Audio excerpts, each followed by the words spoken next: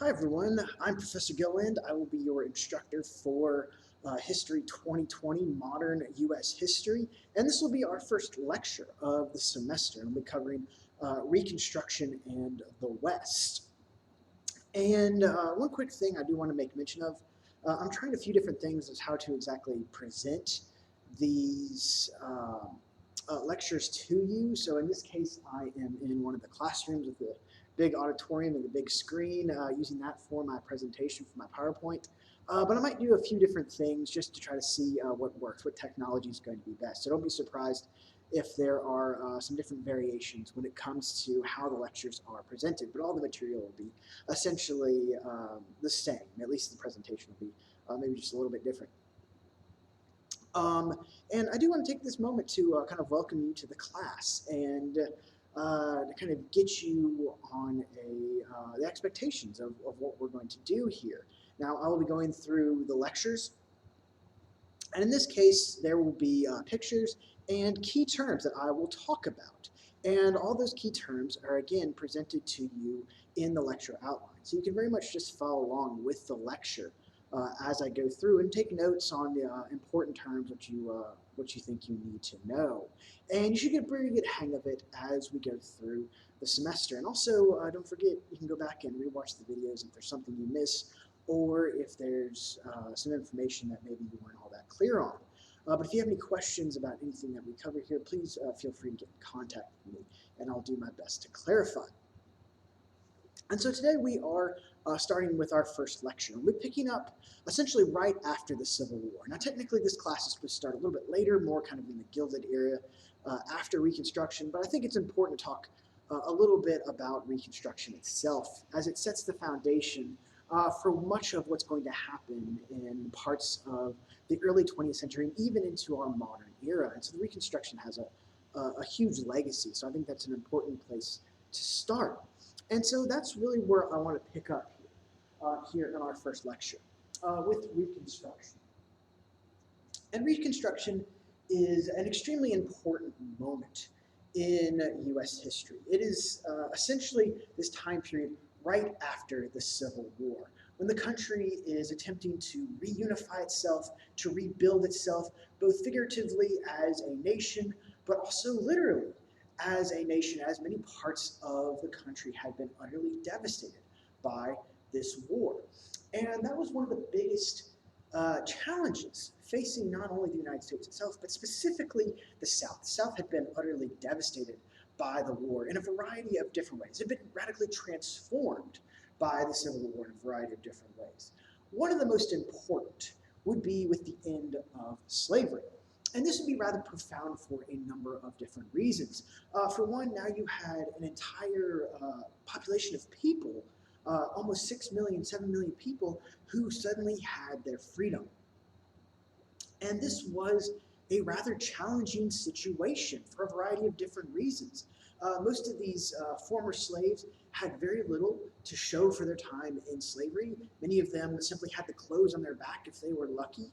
And many of them faced a host of challenges going forward. How are they going to care for themselves? How are they going to care for their families? How are they going to be able to find their families if they had been separated over the years? That was something that happened a great deal. People went to go, these freed slaves went to go look for their families who had been sold off in many cases years before to try to reunite with them, reconnect with them. And also the challenges of simply trying to provide for yourself. How are you going to get food? How are you going to put a roof over your head? That had been provided for you in slavery. Now that you had your freedom, you're going to have to care for yourself. And that was going to be a rather daunting task. And so many slaves were excited to have their slavery and exuberant to have their slavery. But they also faced all of these many challenges. And there were other issues as well. Slavery was very difficult on the slaves' bodies. And so many of them were crippled or in some way limited in their physical capacities. And so that was going to be a hindrance on how well they were going to be able to take care of themselves.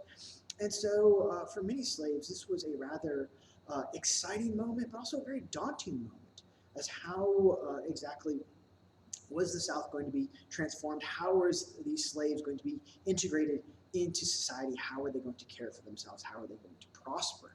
And there's all sorts of different ideas with regards to this, but it becomes a very kind of complicated situation, as we will see, beyond just simply the realities of the economic situation of these slaves and what exactly they had at their disposal, the opportunities that they had for themselves. Now, another important component when it comes to the end of slavery, though, is the fact that this was a massive loss of property. Many Southerners, especially the wealthiest Southerners, had invested extraordinarily heavily in slaves.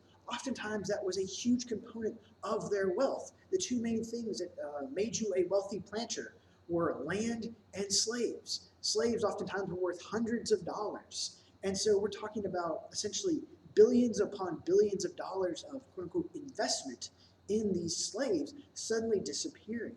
And so that was a major financial problem as well for the South more generally.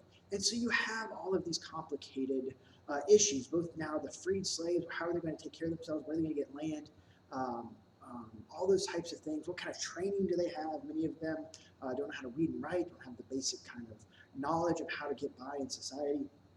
And also these other types of major issues financially, beyond just simply the destruction of the war itself.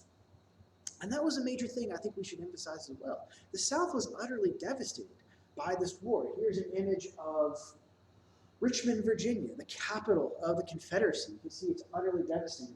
Buildings themselves just completely hollowed out or destroyed. And so that is what many parts of the South faced. Oftentimes you had infrastructure, telegraph wires, railroads that had been destroyed by Union armies, very famously, of course.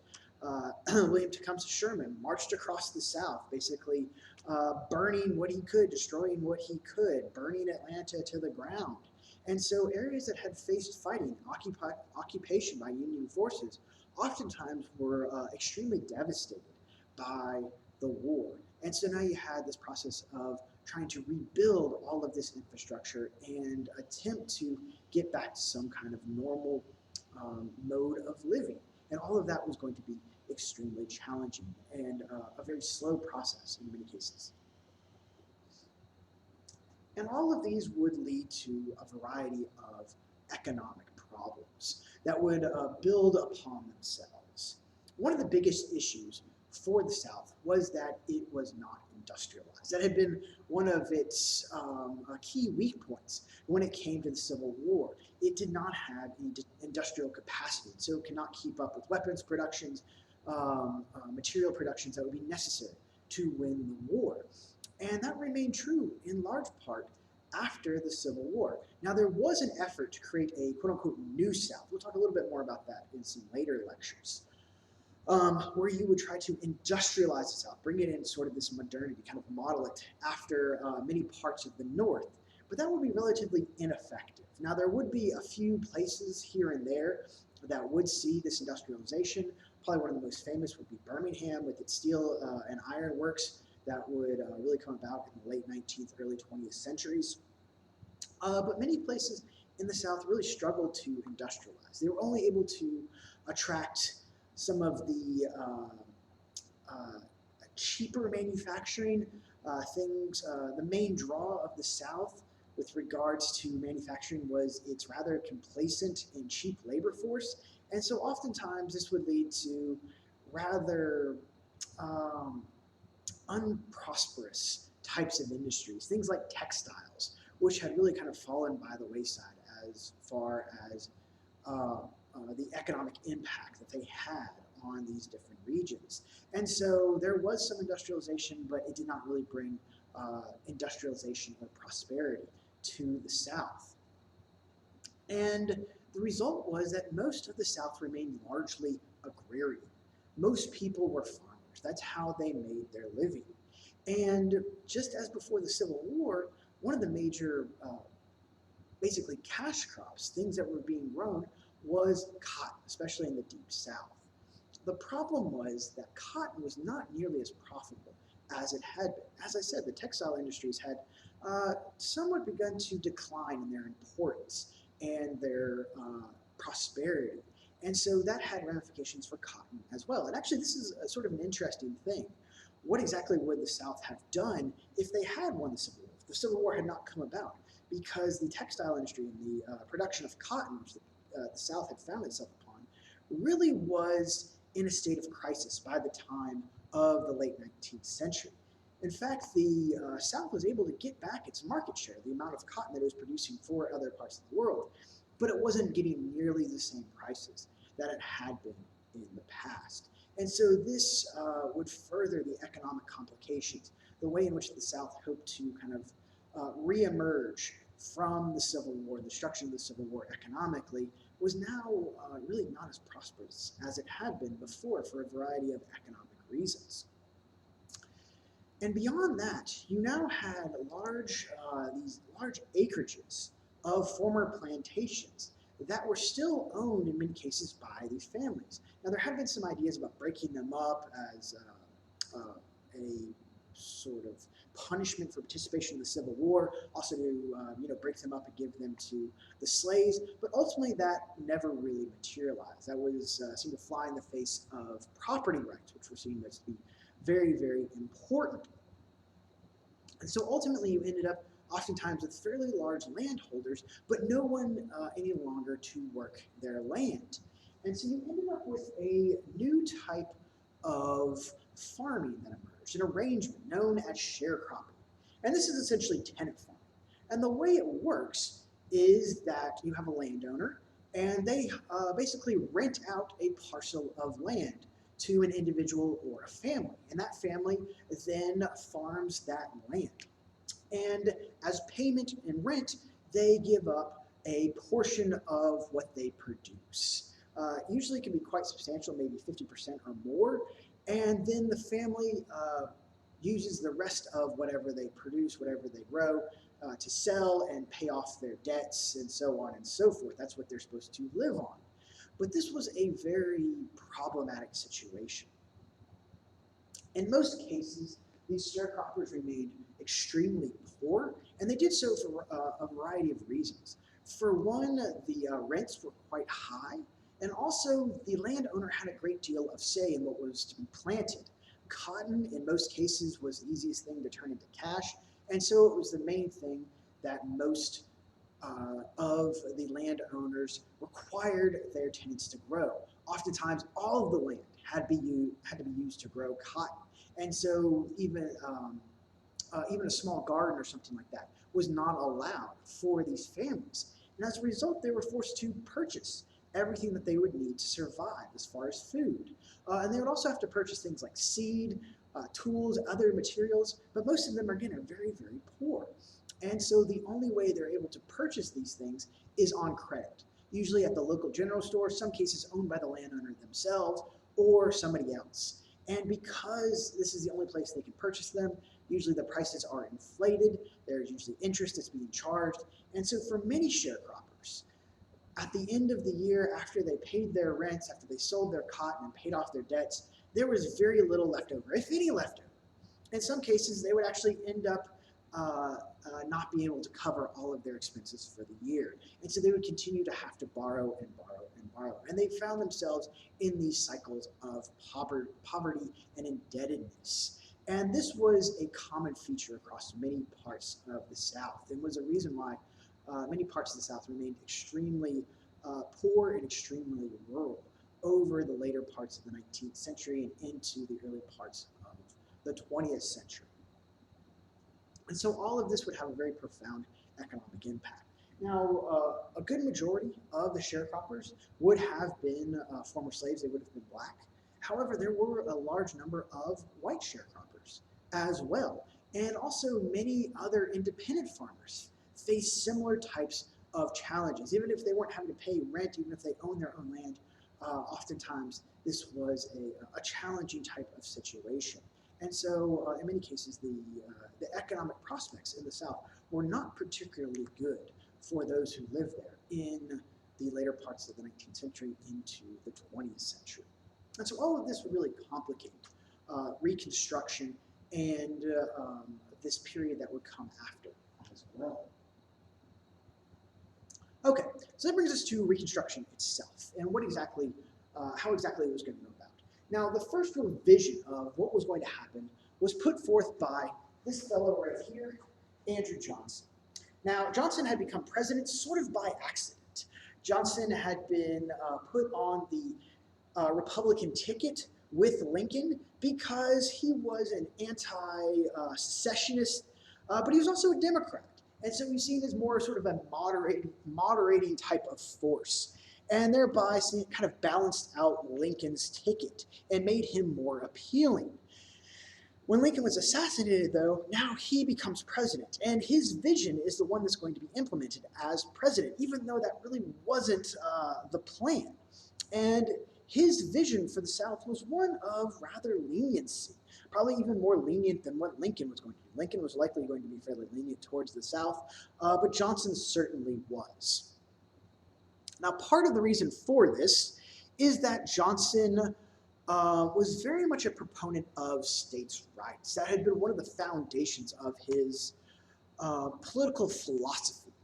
And so he believed, in a lot of cases, that the states should be allowed to do what they wanted, even the southern states. Once they had been brought back into the fold, which he wanted to do very quickly, actually in Johnson's mind, secession had been illegal, and so the southern states had never truly left the Union. And so his idea was that these states were to be readmitted very quickly and given a great deal of leeway to do what they wanted to, because that was his vision, states' rights. They were going to kind of implement their vision within their states as they saw fit, because he believed that's what the Constitution called for.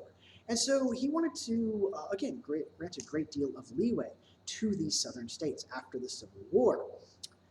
Now, in addition to that, he wanted to pardon the vast majority of the Confederacy, with the exception of many of the top generals and the higher echelons of government.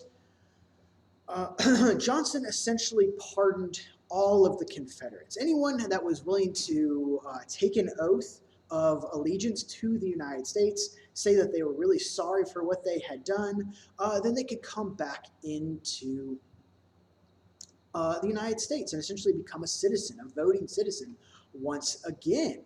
And so this offered, again, a great deal of leniency. And the result was, as you can imagine, if now these southern states are allowed to kind of do whatever they want to, and all the people who are in these states, the vast majority of the people who are in these states have been pardoned, the governments that are going to be created in these states, the state governments, are going to look very similar to the pre-Civil War governments, to the Confederate governments themselves of these states. And ultimately, that's what happened in the wake of the Civil War.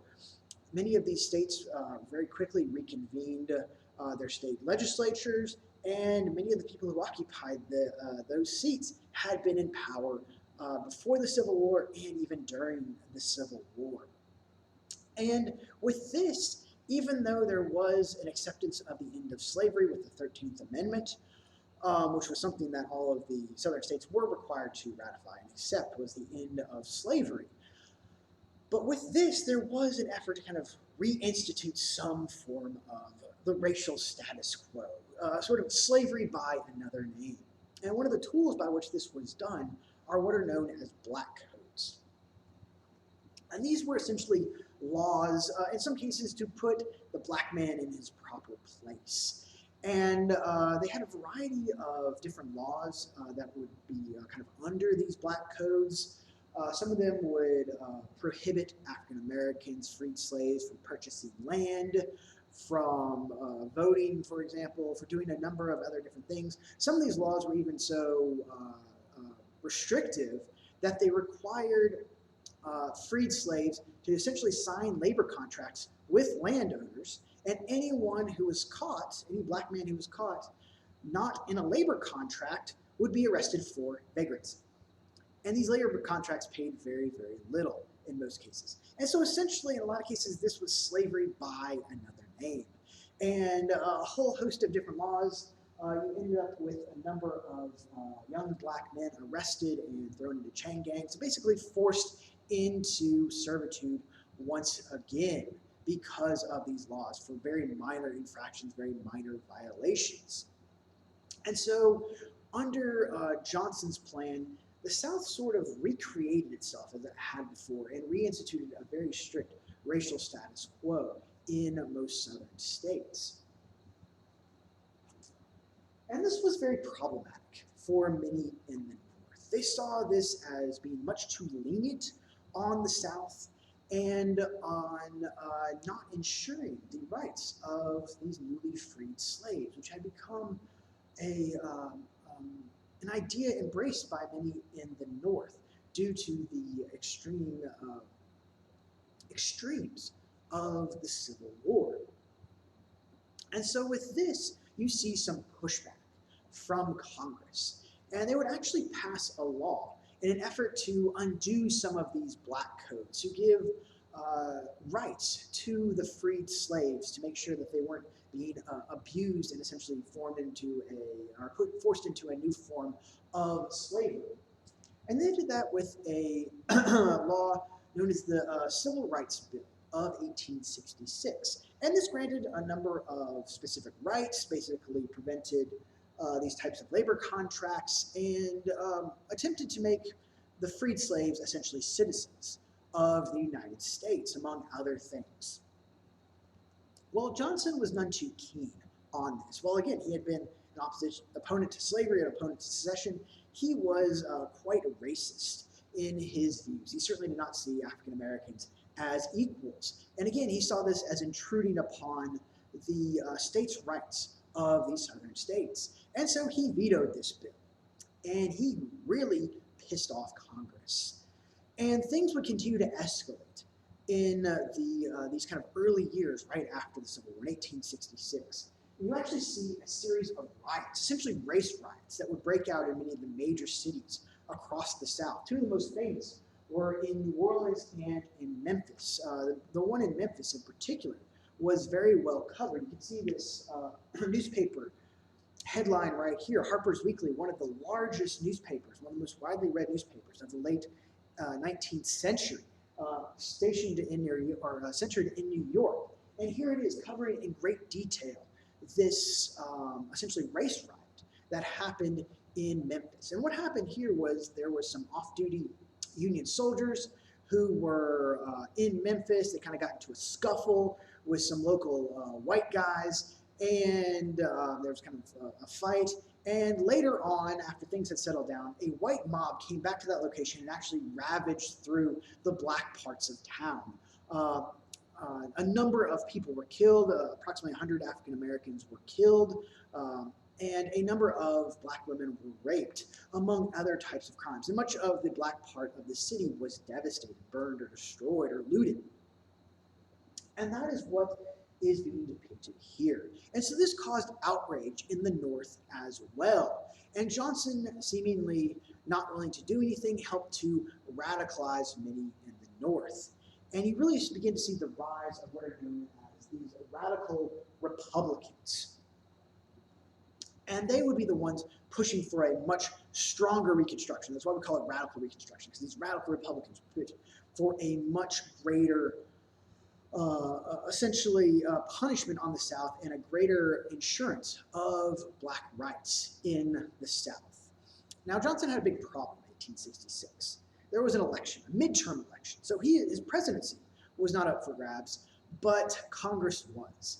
And with pretty much only the northern states voting in this, large numbers of these radical Republicans were swept into office, so much so that they actually had a supermajority, which essentially means that they can pass a law over the president's veto. I'm not sure if you're familiar with this, but if the president vetoes a law, which is his right, Congress can go back and actually pass that law above him, so long as they get a 2/3 vote in both the House and the Senate. And the radical Republicans had taken over Congress to such an extent that they had that 2/3 majority. And so now Reconstruction was going to be dominated by Congress. There was going to be nothing that Johnson could do. And in fact, they would go so far as to impeach him because they really just didn't like him that much. And so one of the first things that Congress did was they passed the 14th Amendment. And this would be ratified soon thereafter. And the 14th Amendment essentially codified in the Constitution all of those laws that had been put forth in that Civil Rights Bill. It granted citizenship to all former slaves. It granted equal protection of the law and prevented these types of abuses of power and ensuring essentially the rights of African Americans in the South. Now, beyond that, there was seemed to be a need to kind of reset when it came to Reconstruction. And so you have the passage of the Reconstruction Act of 1867, one of the first things Congress would do when it would reconvene after this midterm election in 1866. And this Reconstruction Act did a number of different things. First of all, it dissolved all of the Southern governments. All those governments that had been recreated under Johnson, they are now dissolved. And in order to enforce this, and in order to enforce Congress's will, there's going to be a military occupation. In fact, the South would be broken up into 5 military districts, and it would be occupied by the Union Army to make sure that African American rights were protected and that Congress's will was being enforced. And so now with these Southern governments dissolved, they had a new process to try to come back into the Union. And one of the things that they would have to do is rewrite their state constitutions. And in these state constitutions, there would be a number of things they'd have to do. They'd have to, of course, accept the 13th Amendment. They'd have to accept the 14th Amendment. And they would actually have to submit these constitutions to Congress and have Congress ratify them. Once they were ratified by Congress, then the state could be brought back into the Union and could begin to send delegates back to Congress and essentially be represented in the federal system. Now, one stipulation, though, of the creation of these constitutions and of these new state governments that were going to be created was there had to be black representation. African Americans were going to have to be allowed to participate in this process. And so there were large numbers of African Americans who did participate in this political process. They helped to craft some of these constitutions, and they would be, in many cases, very well represented in a lot of these legislatures that were created. A lot of states, South Carolina, for example, actually had a majority black population after the Civil War. And so their legislature actually reflected that. They had majority black representation in the state legislatures. And so while many of the most important and powerful positions were still occupied by white men, there was this kind of moment where there was black representation in many parts of the South during this period. In fact, it would be in the early part of the 1870s that you would have your first representatives to federal office, to Congress, even to the Senate. Black men were voted into those offices. And so this was sort of a rather monumental moment for African Americans when it came to political representation. But one of the things that the 14th Amendment had not done, and what Congress had ultimately kind of really not brought about, was in ensuring that African Americans did have this right of representation, specifically that they could vote. And so that was done not long after the passage of the Reconstruction Act, the 15th Amendment, which would grant all male citizens the right to vote. Now, one thing I do want to make kind of a point here is, what do you think Republicans, particularly in the North, would want African Americans voting? And one of the main reasons would be that African Americans are going to vote for Republicans. Lincoln had helped free the slaves, they had supported African American rights, and so of course they're going to be very supportive of the political party of the Republicans. And so in order to have any sort of chance at representation in the South, they're going to have African Americans be a major constituent. So they have to be able to vote. And so there is a bit of politics being played here to some extent. It's not just simply about representation, although that's an important component of it, but it's also about the political balance of power, particularly in the South. Basically, all the Southern whites were not going to vote Republican. Very few of them, if any of them. So the only way to ensure any sort of political representation for Republicans in the South was going to have to be through African Americans. All right. Now, there's a couple other things that would happen that I want to mention here. There would actually be another kind of important Reconstruction law passed much later on, the Civil Rights Act of 1875. And essentially, this prevented discrimination in public venues. And this would be things that were open to the public but were privately held. So things like a theater, a restaurant, anything of that nature. It prevented discrimination in those types of areas. And that would be one of the really last Reconstruction laws that would be passed during this period. And despite the successes of Reconstruction, there would be a great deal of opposition to it as well, specifically in the South. And this would take on a variety of different images and would have a great deal of influence on the path of Reconstruction and particularly its end. Now, one of the primary things that was driving opposition to Reconstruction was this essentially racism and also this fear and feeling of a loss of political control, particularly among Southern whites. They felt that the North had come down and basically imposed themselves upon the South. They were now violating their rights. They were dictating their terms. They were telling them how to run their states, how to deal with their citizens, the people within their borders. And also the fact that they seemed to be supportive of African American rights, who only a few years before had been seen as property, who in the laws written by these states had been inferior to whites, were now suddenly equal, were now suddenly allowed to vote, now suddenly allowed to be representatives in office, to make laws that would govern not only black people but white people as well. That was absolutely horrifying, and it completely contradicted their understanding of the racial order that they had constructed as a rationalization for slavery in a lot of cases. If African Americans were slaves, it was so because they were inferior. And now you're telling me that they're equal? Well, that is just ridiculous, at least in the Southern minds. And you can see that in images like this. The Freedmen's Bureau, which was an organization created to attempt to help African Americans assimilate and kind of become part of society, teach them how to read and write, and set up schools and hospitals and things like that. The Freedmen's Bureau. What is the Freedmen's Bureau doing? It's an agency to keep the quote-unquote Negro in idleness at the expense of the white man.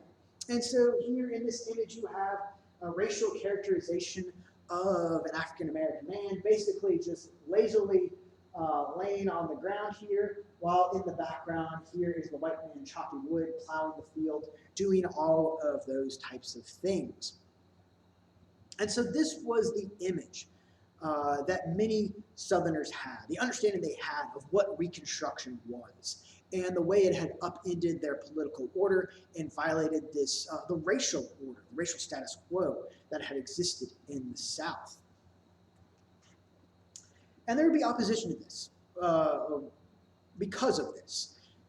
And this opposition would emerge in a variety of different ways. One of the most well-known and impactful was through violence. There were attacks on African Americans. There were attacks on quote-unquote carpetbaggers. These were individuals who came down from the North, usually Republicans, who would help support African Americans or try to find, kind of make their way in the world, kind of find their prosperity in the South.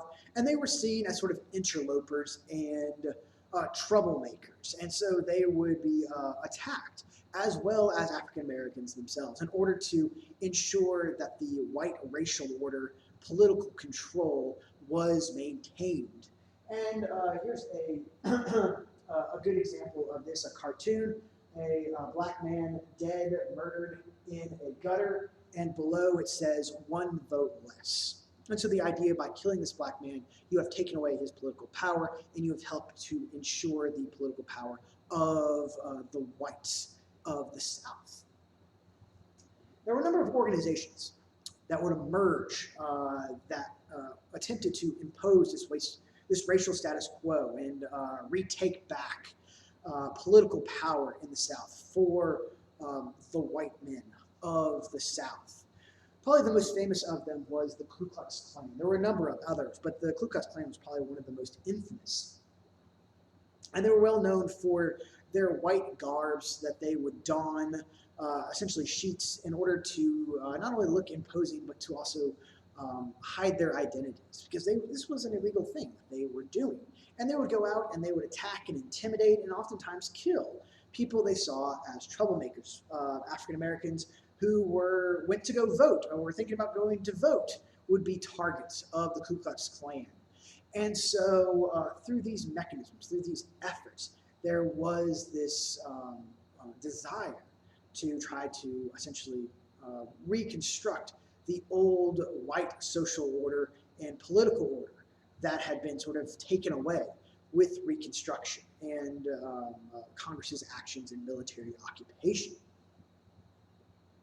And there was actually a period of time in the early 1870s where this violence was quite extreme. It's known as the Reign of Terror in some cases. And you had waves of violence, particularly carried out by the Klan and some of these other groups. Now, ultimately, this Reign of Terror would be suppressed by the U.S. military.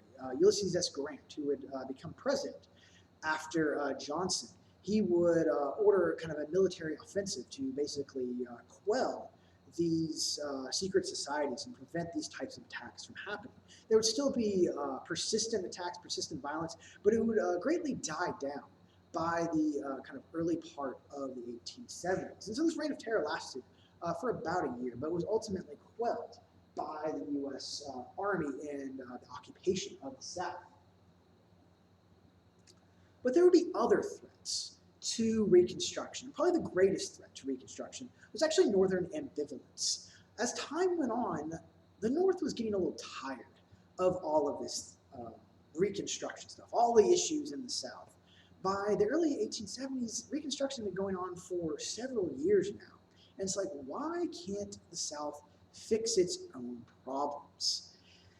And there were a number of factors that were leading to this exhaustion that were actually completely separate from what was going on in the South. One of them was corruption. Now, Ulysses S. Grant, as I said, had become president. And while he himself was not particularly corrupt, he did not run a particularly tight ship. And many of the officials in his administration were extremely corrupt. And you can see here this cartoon depicts sort of the barrel full of all of the Grant administration's scandals. You can just keep digging, and there you are. You just keep pulling stuff out. And there were all sorts of scandals that would really rock the government during this period. Probably the most famous of them, and the most damaging, was the whiskey ring. And it's a little complicated, but essentially what was going on is you had a whiskey tax, and there were government administrators, part of the Grant administration, who were supposed to go around and collect that tax and give it to the treasury. Well, they would go around and they would collect the tax, but then they would just keep the money, to the tune of several $1 million, which was a ton of money at this time. And all of this would come out, and it would be a huge scandal for this period.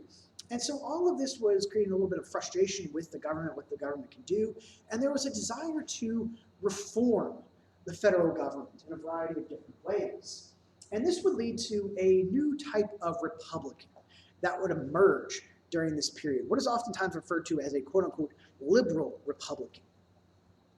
Now, these liberal Republicans were not liberal in the sense that we have today. They were about progressive change or something along those lines. It's more of an older understanding of liberal, to kind of let alone, to kind of to give generously, to let kind of go freely. And so if you're sort of liberal with your money, you give out your money freely, something like that. But theirs was a little bit different. Theirs was this idea of a sort of small type of government. They wanted to do things like root out corruption. And they thought a government that is relatively small and inexpensive is a government that's going to function best. And they also really wanted to focus on economic issues. And so this vision of government that would focus less on the concerns of Reconstruction, that would create a smaller government, be less intervening government, and work to root out corruption in the government.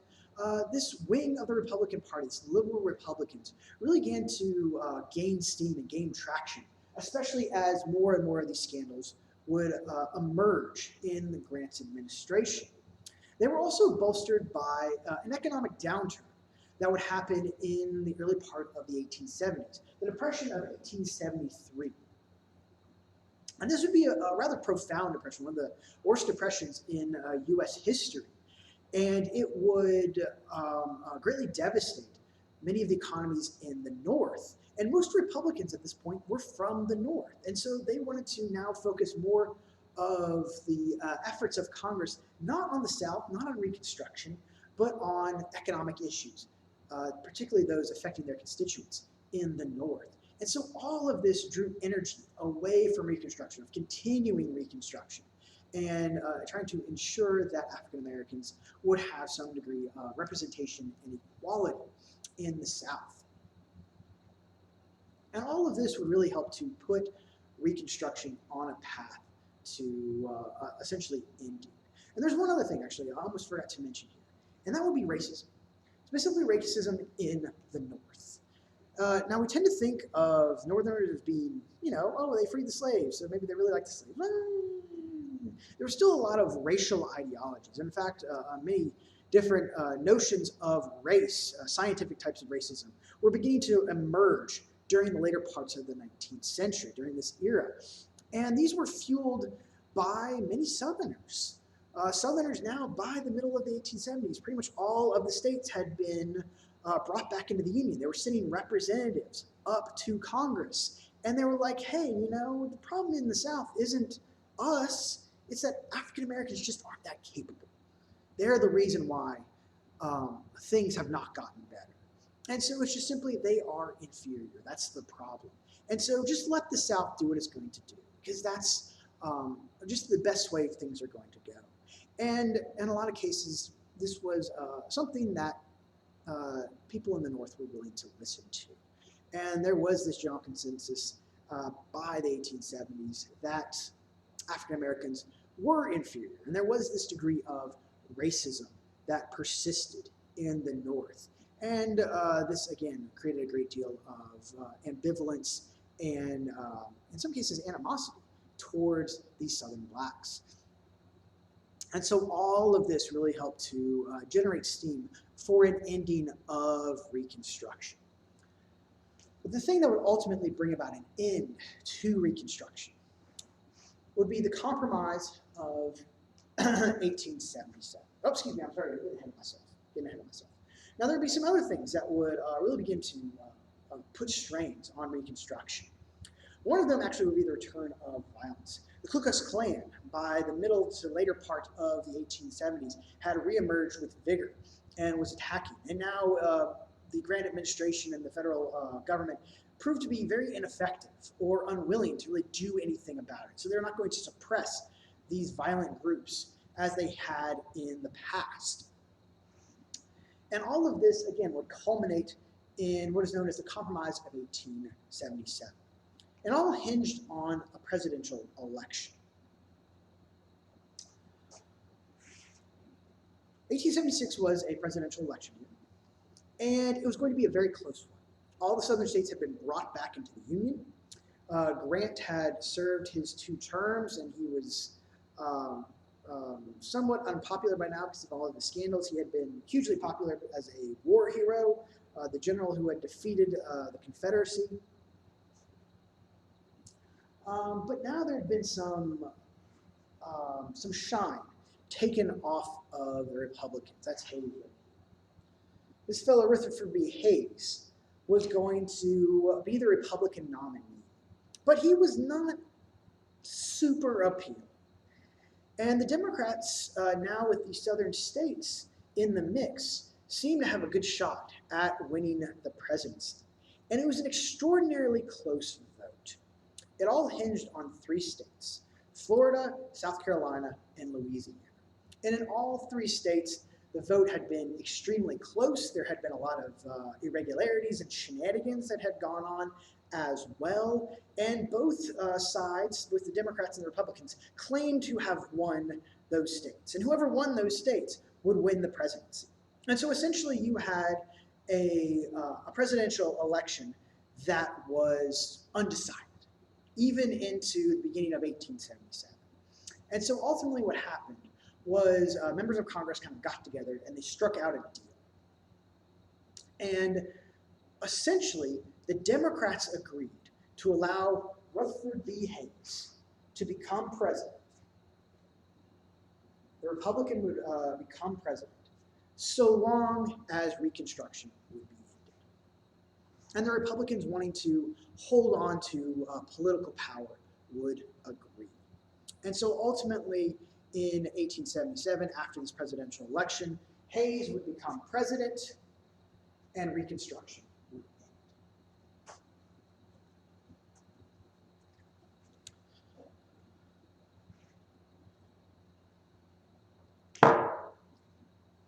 But it wasn't just simply the ending of Reconstruction that would be of great importance. It would also be the essentially the disassembly of Reconstruction and the achievements that it had won.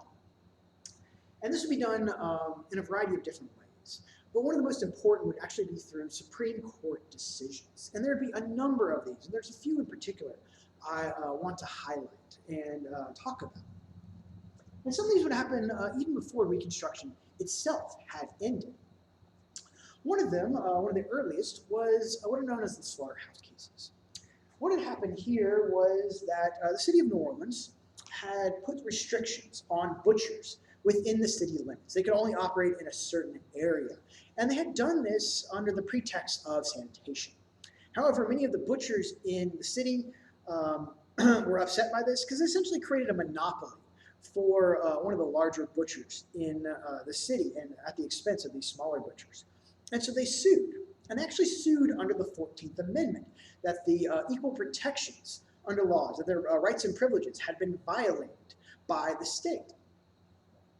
And this was the first time that the 14th Amendment had ever been used in a court case like this.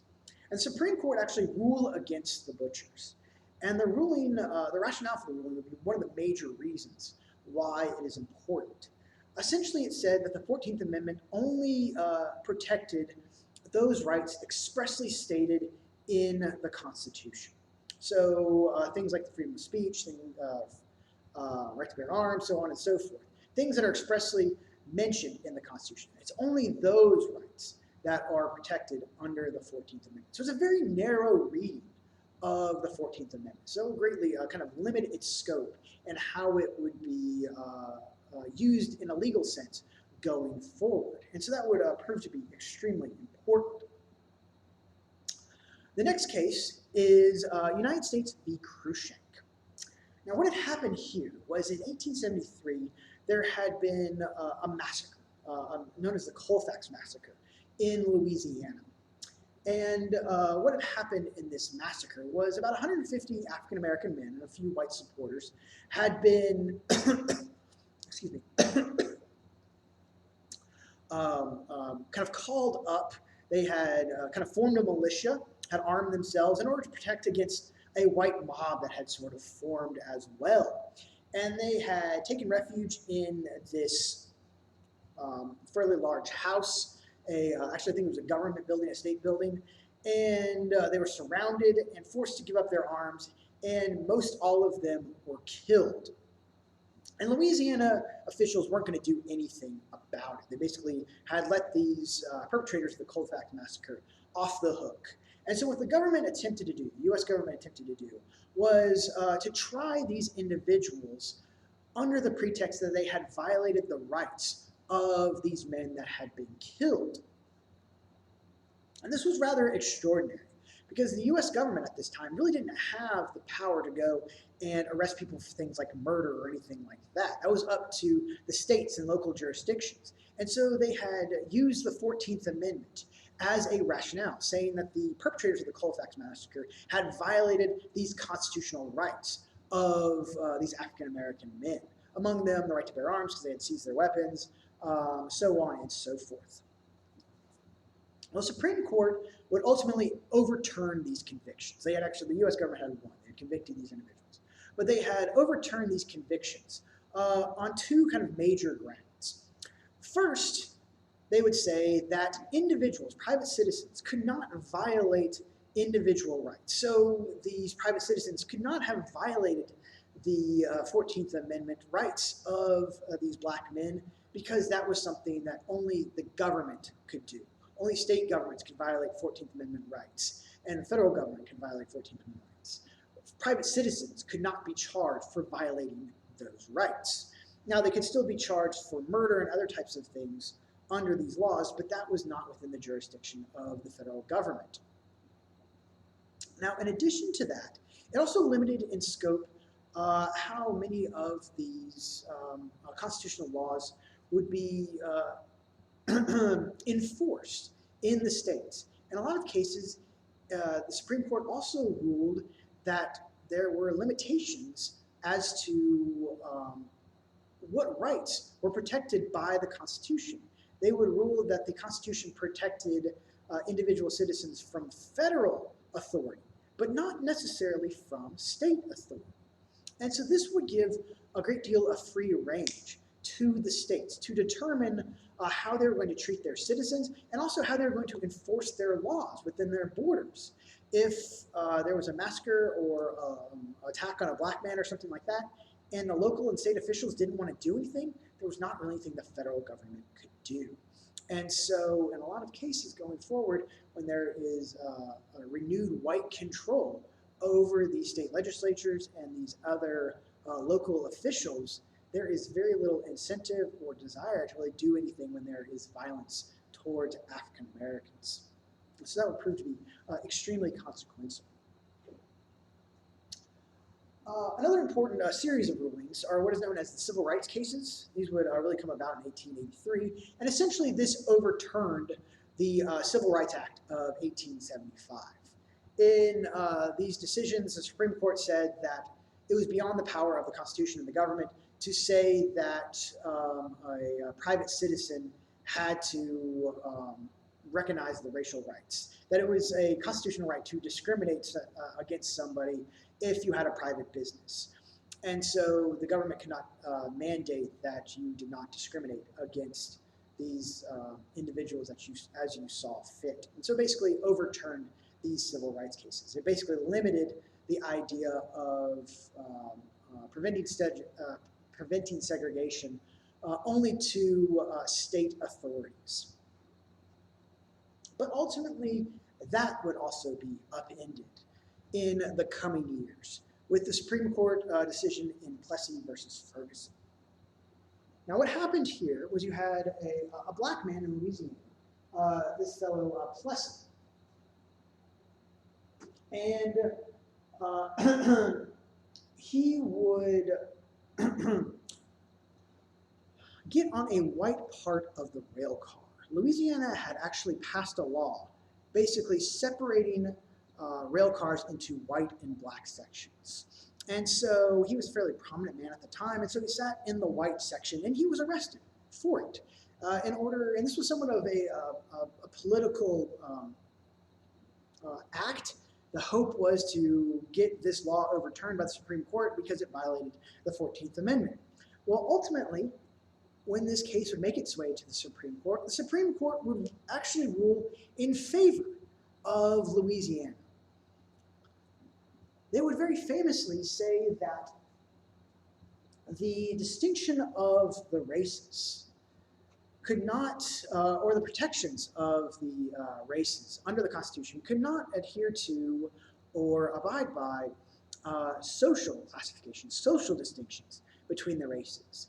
And that it was perfectly acceptable to have separate facilities for whites and blacks, provided that they are in some way equal to each other. And this would found the doctrine of quote unquote separate but equal. And this would be the foundations of segregation. After the Plessy versus Ferguson ruling, very quickly, most southern states adopted some forms of discrimination in most all public venues. They would have, for example, white and colored drinking fountains. You would have restrictions on what rail cars you could sit in, where you could sit on the bus, so on and so forth. And segregation over the course of the next several years would essentially become a doctrine. a policy of most all Southern states.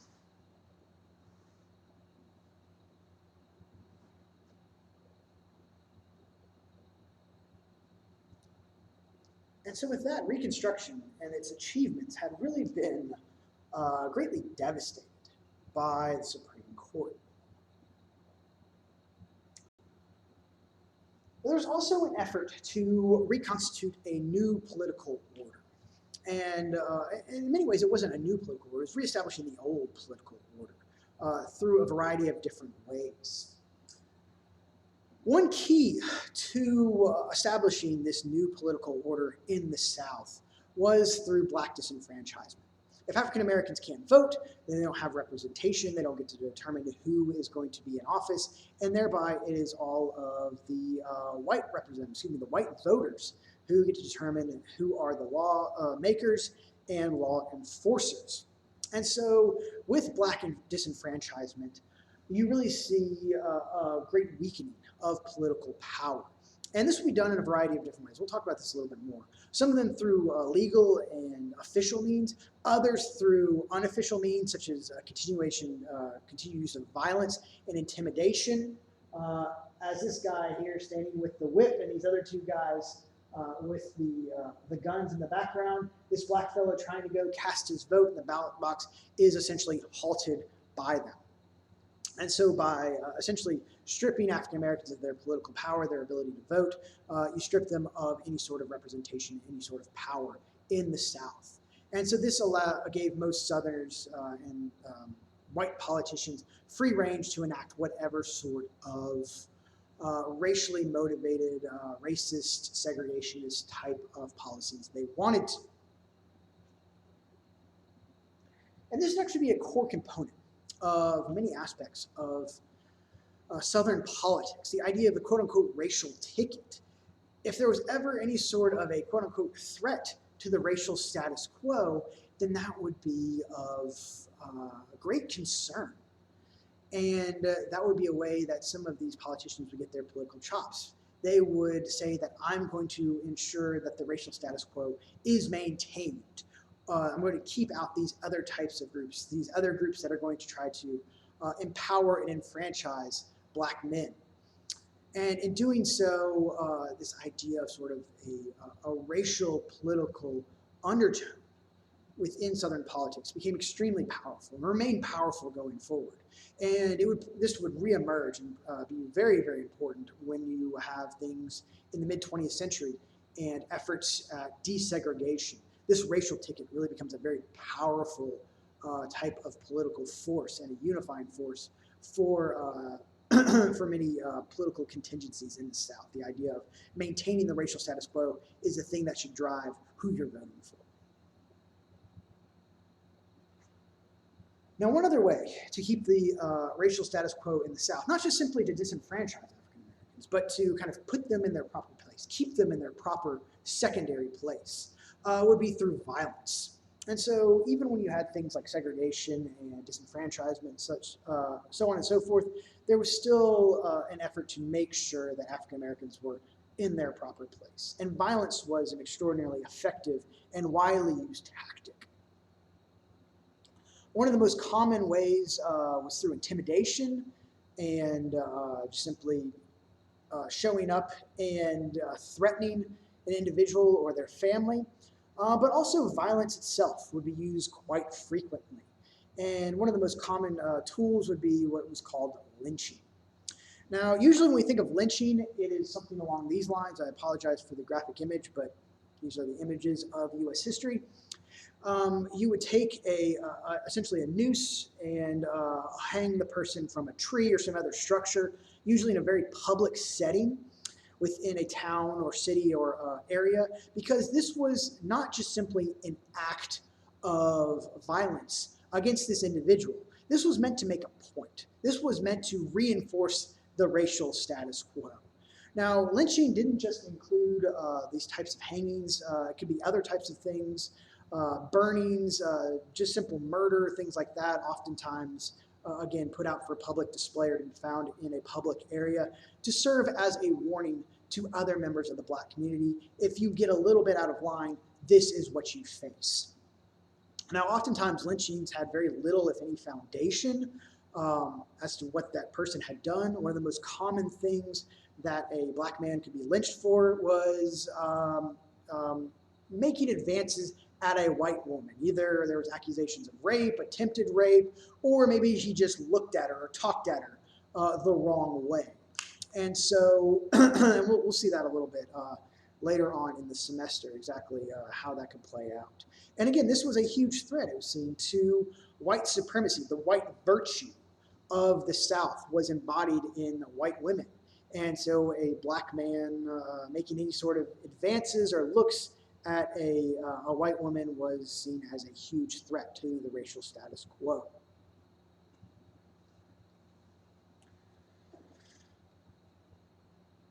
Now, last thing I want to mention here, and this is what we're going to talk about in our lecture, or excuse me, our discussion, is the Mississippi Constitution of 1890. And we'll talk, again, more about this in our virtual lectures themselves, so I'll kind of leave it at that. But this is an important example of how many of these policies, particularly efforts at disenfranchisement, would be put forth in sort of official political terms, in legal terms, and would prove to be extremely effective. And we'll talk about that more, again, in class itself. All right, so that brings us to the last part of the lecture here, and that is the West. Now, one of the other things that's happening about this same time is you have an opening up of the West and a settlement of the West, as we think of today, a land west of the Mississippi in most cases. Well, actually, more particularly, west of the Mississippi and east of the Rockies. And this was rather important because one of the things that had been sort of a defining feature of America throughout its earliest years, throughout much of the 19th century, had been this idea of the ability to go west, to go out onto the frontier and thereby establish yourself and kind of recreate yourself. And it was believed that that's where many of the ideas, the ethos of America had been formed, was on this frontier. That was the thing that defined it. And the late 19th century was a rather extraordinary period because now the frontier, with the settlement in the West, was beginning to basically vanish. And in 1893, a fellow named Frederick Jackson Turner, a historian, would write a thesis about the frontier. And he would offer what is known as the frontier thesis. And here he argued the thing that had made America distinct, America what it was, why it was different from other countries, why it was different from other European countries, why it hadn't faced as many economic or social problems or industrial problems, was because of the frontier. This had been sort of a safety valve that allowed people, if they were unhappy, to go out west and to establish themselves. And he was rather concerned, rather saddened by the fact that the frontier now seemed to be closed in 1893. The Census Bureau no longer listed any part of American territory as the quote-unquote frontier. And so this idea that the frontier was somehow extraordinarily important in molding America and molding the American people was a very influential idea. I think that still exists to this day, this notion of how the frontier shaped America, and that is sort of the true essence of America. The manliness of America can be found in this idea of the frontier going out, claiming these lands, so on and so forth. So it's a very kind of influential and interesting interpretation of history, of what role the frontier played in America's creation, essentially America's identity. All right, but let's talk a little bit about the settlement of this western lands itself.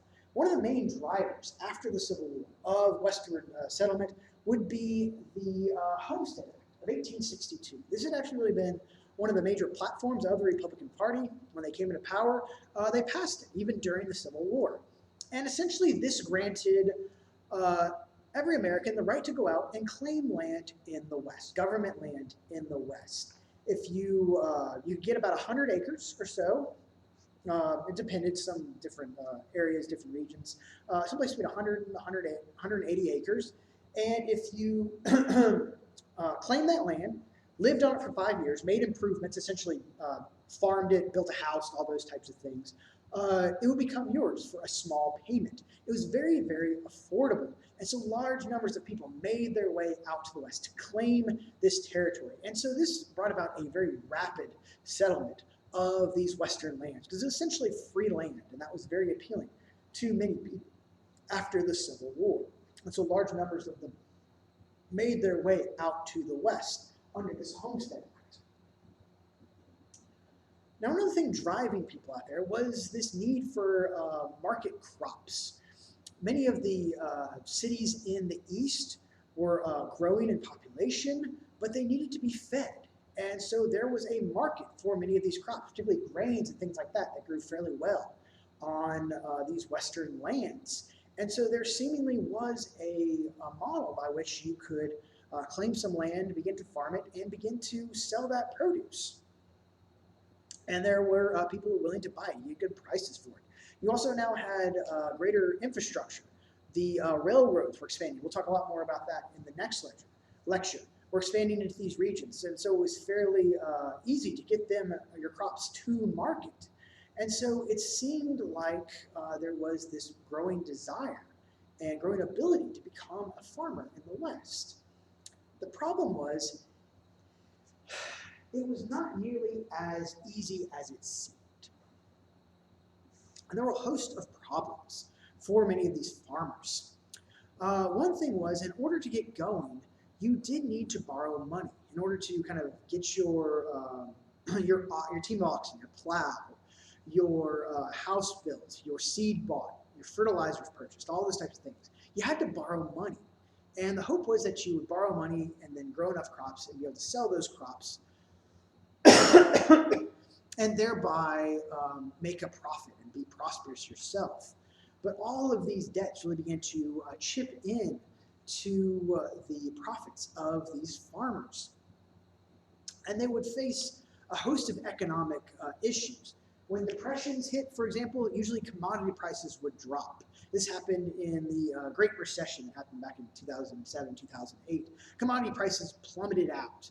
And so when that happens, for a lot of farmers, they don't get enough money. They can't pay off their debts. And their debts continue to mount for them. And so many farmers, by the late 19th century, find themselves in rather precarious situations. And there also seems to be all of these people chipping away at their profits. These, not only the lenders, but also the middlemen who buy their crops and then sell them on the market out east, and the railroads who are charging too high of freight rates to get their crops to market.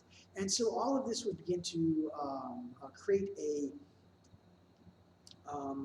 an uneasiness, a frustration amongst farmers. And we'll see that that will emerge into an actual political movement in the late 19th century. This was also the heyday of the cowboys. This is a very romanticized type of individual in American lore.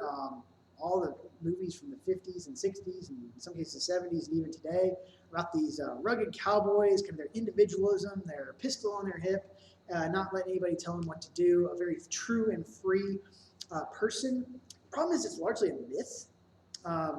Being a cowboy was not a glamorous lifestyle, because what is it that cowboys did? They herded cows. That's why they're called cowboys.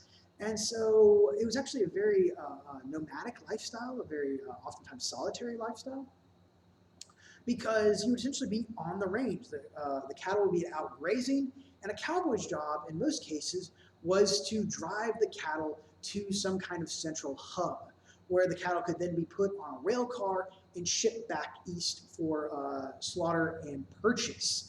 And these were usually fairly far off, places like Dodge City, Kansas City, so on and so forth. And so what the cowboys would do is they would drive the cows from their grazing ranges in places like Texas and Oklahoma, areas like that, and they would drive them to these central hubs, oftentimes hundreds of miles, to get the cattle to market. And so this was a very difficult, very dangerous, again, very solitary life, and it was not particularly appealing for most individuals. One thing that's oftentimes not portrayed is the fact that the majority of cowboys were actually minorities. About a third of them, it's estimated, were of Mexican descent, of Hispanic descent, and another third were black. They were freed slaves who had, or former slaves who had come out to the West looking for opportunity. And so again, these were not particularly glamorous types of lifestyles. Now, ultimately, the heyday of the cowboy would be rather short-lived, surprisingly. It really only run for about like 20 years or so, even though it has this kind of profound impact on American psyche, American culture. And one of the major reasons for this is that the West would ultimately become tamed relatively quickly. And that was one of the major reasons for the end of these big cattle drives, because there was a taming of the West. Now, usually we think of the taming of the West. Oftentimes there's depictions of different types of weapons, the Colt 45 or the Winchester rifle, the guns that tame the West, the railroad maybe bringing transportation, things like that tame the West. All those were important components. But the thing that really tamed the West was barbed wire. And we think of it kind of as a rather simple thing. And it is, but it's extremely effective. Because what barbed wire allowed people to do was to close in their lanes. If you go out onto the plains today, you can still see this. There's not really any trees, very few trees out there. And so there was no real lumber or anything like that to make fences. It would have been extremely expensive to try to close in all these vast areas of open land, trying to use a traditional type of fence.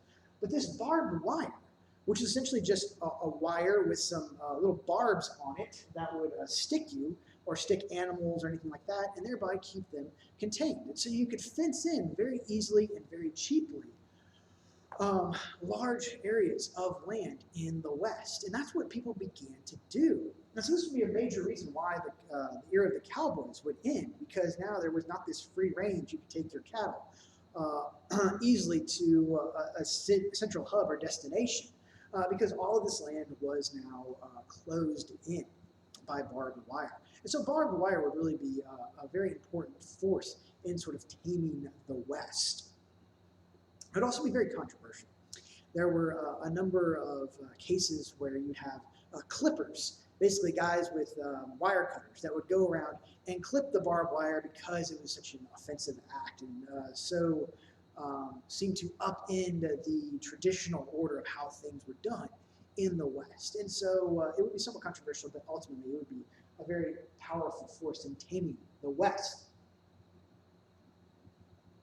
Now, another very important component of the settlement of the West would be the subjugation of the Plains Indians. The Plains Indians were extremely powerful at this point and really had free run, complete control of the Great Plains up until the middle of the 1860s. And there are a number of different Plains Indian groups that really demonstrate this. Probably one of the most well-known and powerful were the Comanche.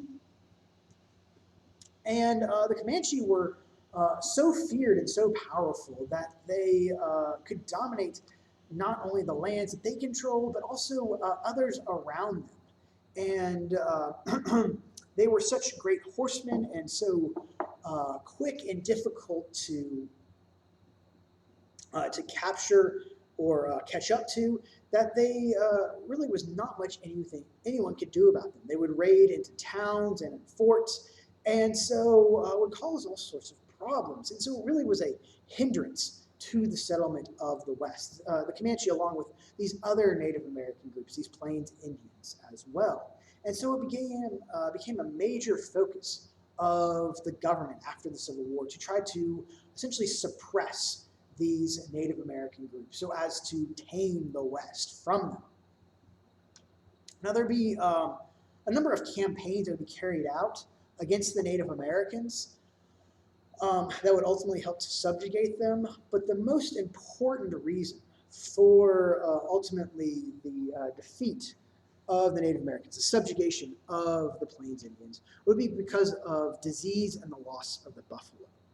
Now, disease had been playing a major part in the decline of Native American populations since the arrival of Europeans, and that had persisted And so by the mid-19th century, there had been another waves of disease that had ravaged these Native American groups, and their population continued to decline, so much so that they had difficulty resisting what was now a massive population of Americans and a military force that could be sent out to attempt to quell them.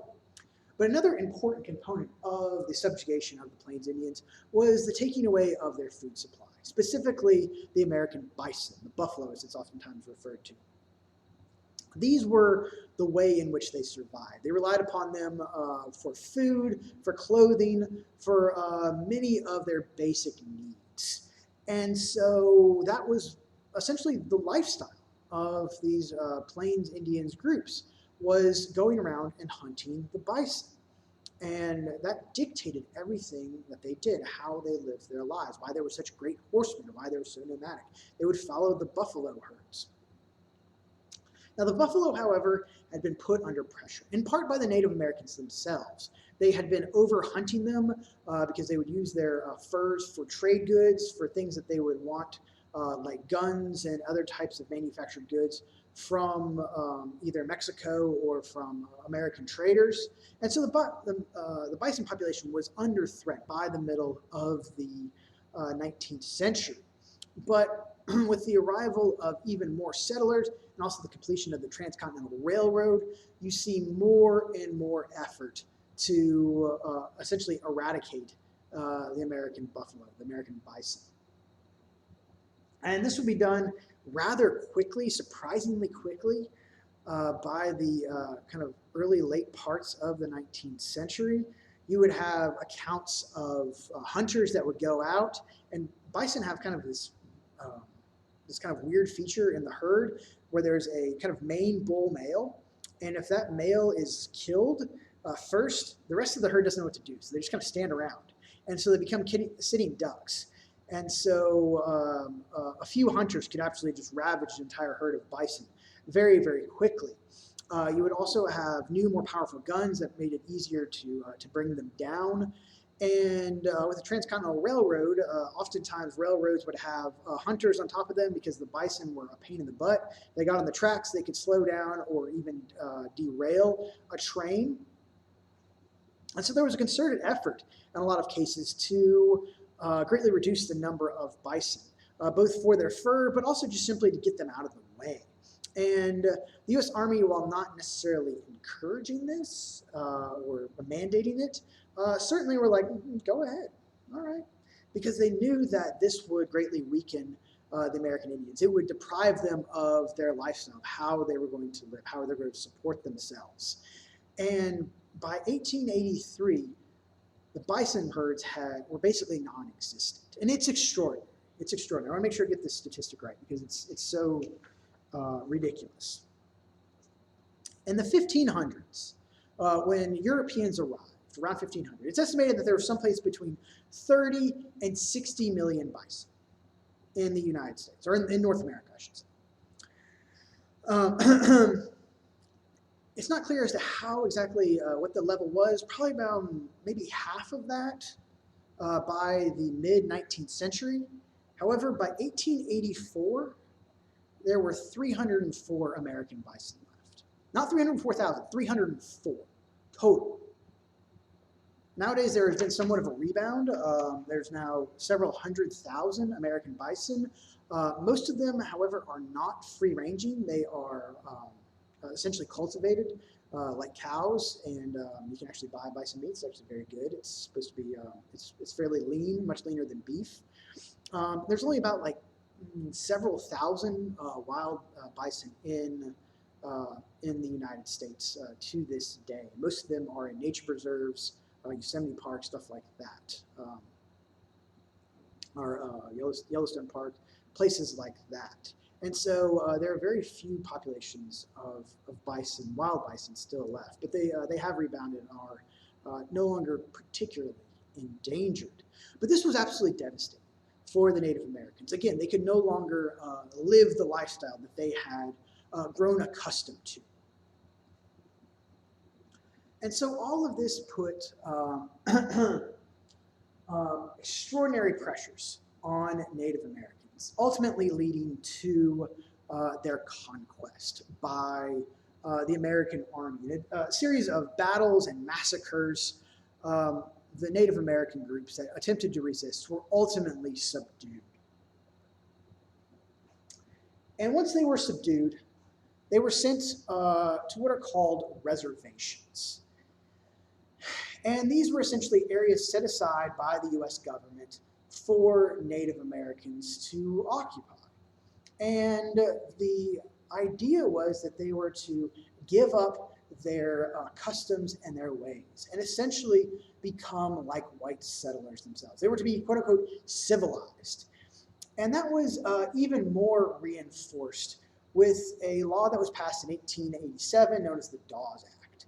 And essentially, this mandated that all Native Americans would have to move to these reservations, surrender their weapons and things of that nature, and become farmers. And the Dawes Act really emphasized this idea of attempting to make Native Americans into independent yeoman farmers, independent, basically white farmers, with the idea that potentially in the future they might be able to become American citizens.